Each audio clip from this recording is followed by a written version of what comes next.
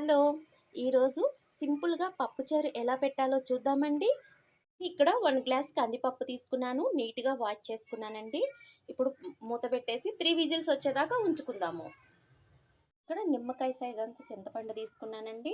దీంట్లో వాటర్ పోసి నానబెట్టుకుందాము.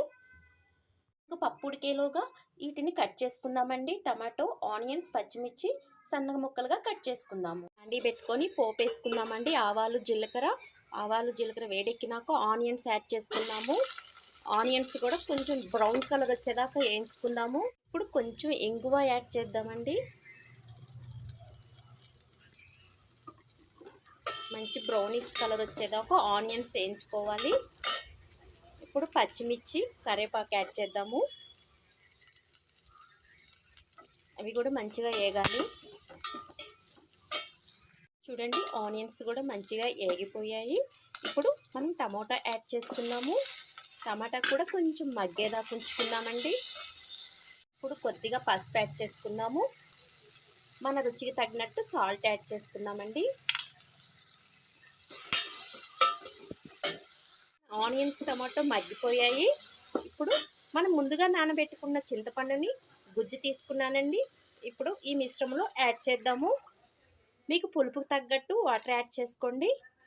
ఈ చింతపండు రసం ఒక పొంగు వచ్చేదాకా ఉంచేసి మనం ముందుగా ఉడకబెట్టుకున్న కందిపప్పుని వేసుకుందాము. ఇది ఒక బాయిల్ వచ్చేదాకా ఉడకనిద్దామండి.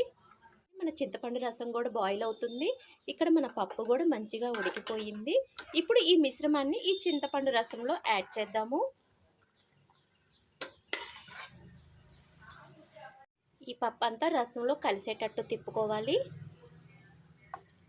ఈ టైంలోనే మీకు పులుపు, ఉప్పు, కారం అన్నీ సరిపోయేలా చూసుకోవాలండి. మీకు కారం సరిపోకపోతే పచ్చిమిర్చిలో ఉన్న కారం కొంచెం మామూలు కారం యాడ్ చేసుకోవచ్చండి. మన పప్పుచారు అనేది పలచగా ఉంటేనే టేస్ట్ బాగుంటుందండి. ఇది ఒక పొంగు వచ్చేదాకా ఉడకనిద్దాము. రెడీ అయిపోయిందండి. చూడండి, ఇలా ఉడకాలి. ఇప్పుడు ఫైనల్గా కొత్తిమీర వేసి సర్వ్ చేసుకుందాము. మన పప్పుచారు రెడీ అయిపోయిందండి.